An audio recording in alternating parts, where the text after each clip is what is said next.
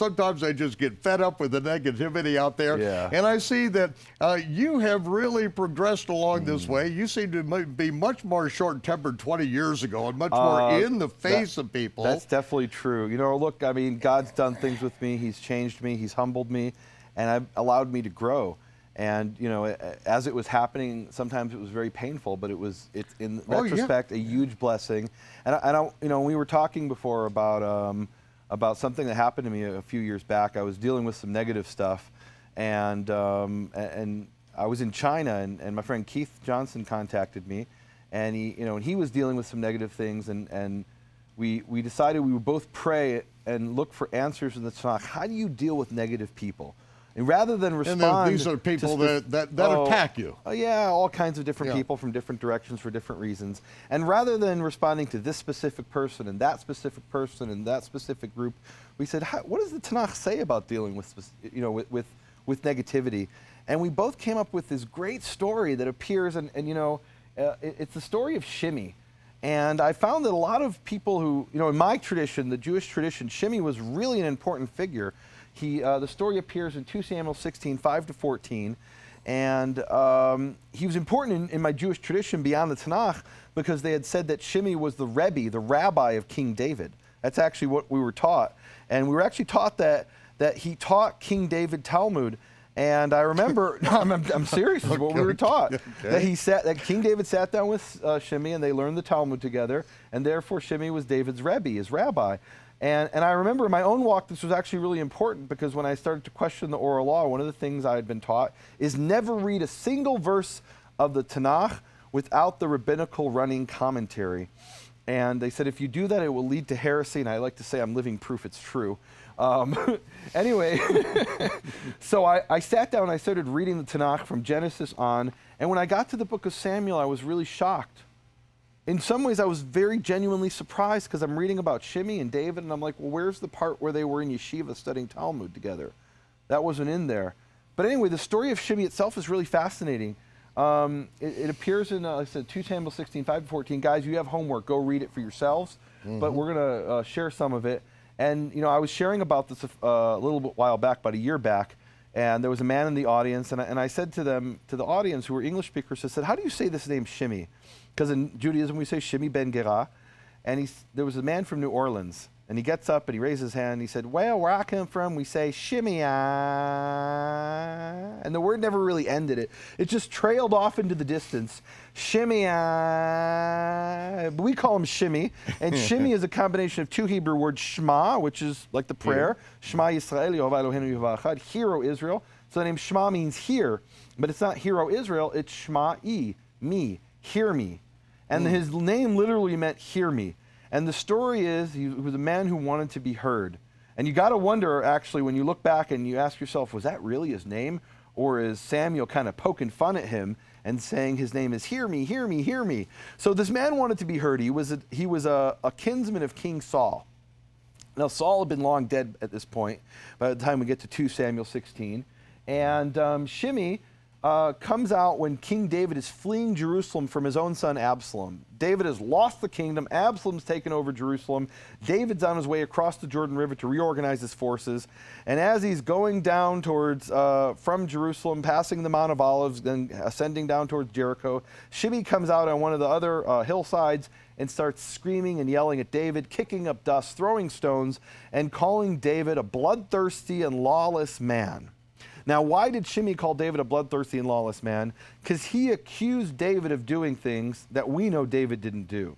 And specifically for the death of 3 people, the death of Saul, Abner, and Ishbosheth. Saul, obviously, was the first king of Israel. What most people don't realize is the second king of Israel wasn't David, it was Ishbosheth, Saul's son. David at that time was king of Judah, but Ishbosheth was king of Israel, and also Abner, who is Saul's kinsman and general. So Shimei is a distant cousin of all these guys. And for years, he's been holding in this anger and hatred that David was responsible for their deaths. Now, why would he think that? Well, first of all, David became king after Ishbosheth.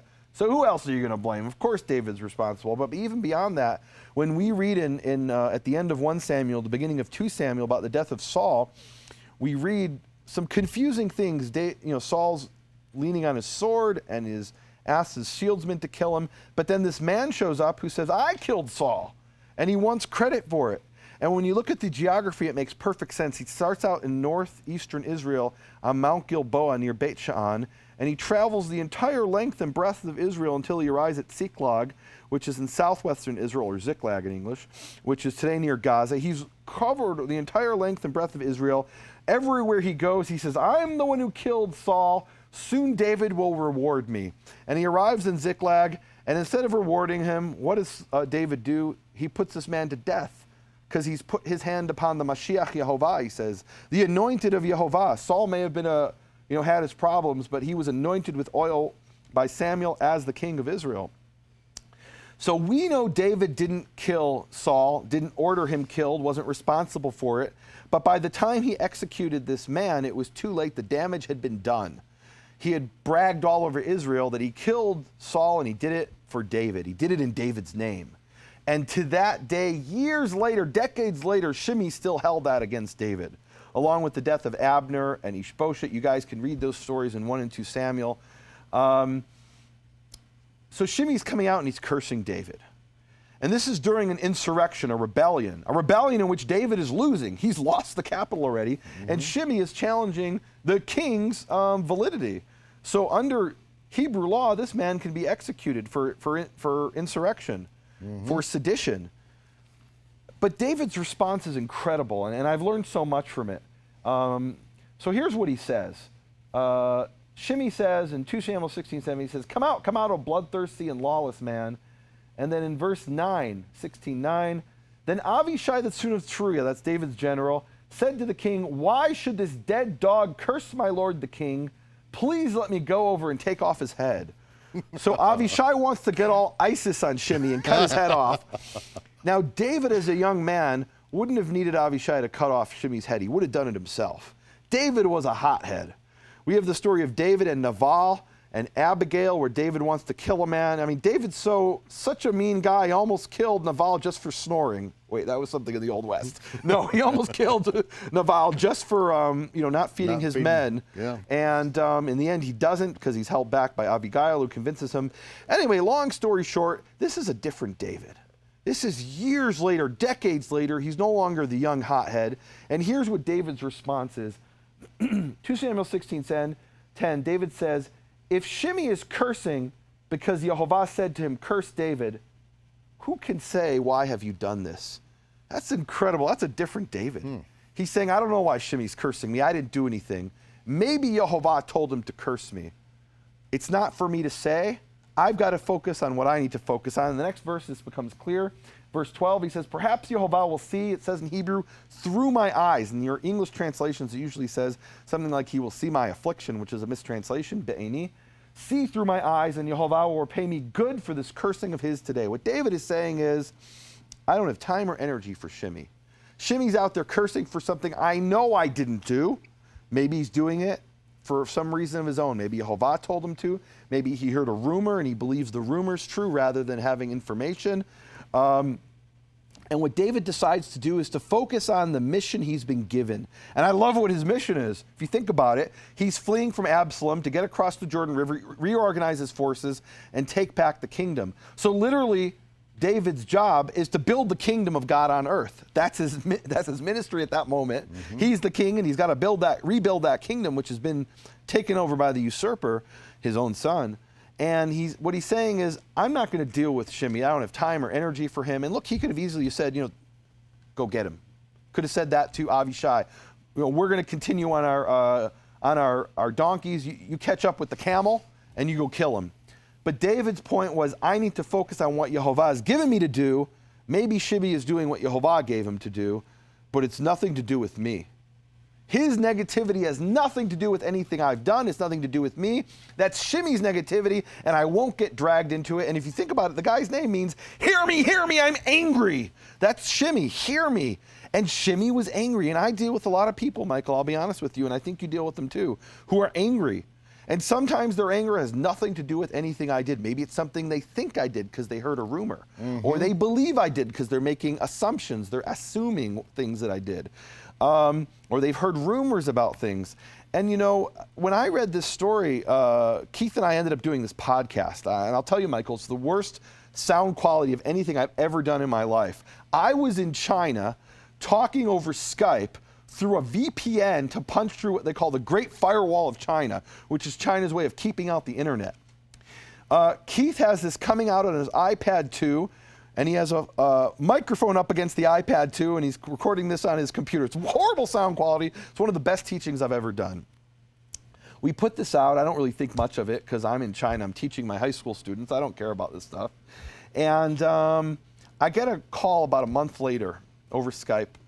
Man says to me, he says, I can't believe what you did to me, Nehemia. I said, what did I do this time? He says, the whole world knows that when you were talking about Shimmy that you meant me. I said, what? I said, I was talking about Shimmy. What do you mean? He's a guy in the Bible. I can show you the verses. We weren't talking about you. We were talking about, I was talking about Shimmy and the lessons I can learn for myself about Shimmy. And I said to him, though, I said, you know, and you know this, when you do a recording, sometimes you say something that you didn't mean to say or it doesn't sound like what you meant. What you thought in your head isn't what came out of your mouth. And I said, you know what, let me listen to the podcast. And I realized how bad it was when I did. I said, let me listen to the podcast and I'll publicly apologize if I said something that could even be possibly construed as talking about you, even though that's not what I meant. So I listened to the podcast, and I usually don't listen to my stuff I do. I can't stand the sound of my own voice, to be honest with you. I listened to the podcast, and I realized something really profound. Not that that man was Shimmy, but that I'm Shimmy. And I realized from the moment I could speak, and maybe this is true of everyone, I can only speak about myself, but ever since I was a very young man, I've had this spirit of Shimmy burning inside me where I'm angry and I want to be heard and someone's wronged me. And then there's this spirit of David, that spirit of David that comes with maturity, that says, Nehemia, you need to focus on your side of the street, what Yehovah has given you to do, not what that man is doing over there on the other hillside, cursing and spitting and yelling. He's doing that for his own reasons. Maybe Yehovah told him to do that. That's nothing to do with you. That's his issue. You need to focus on your issues. And I've got plenty of issues, Michael. And I decided that this is a life-changing message. Because to be honest, for most of my life, I was far more like Shimmy than I've ever been like the mature David. And I think that's the challenge for every one of us, to look to this mature David and learn from this Shimmy incident and resist the spirit of Shimmy. And I think there's a spirit of Shimmy out there that tempts every one of us and pulls every one of us and wants to drag every one of us away from what God has given us to do and called us to do, and focus on their negativity and their negative energy rather than Yehovah's calling.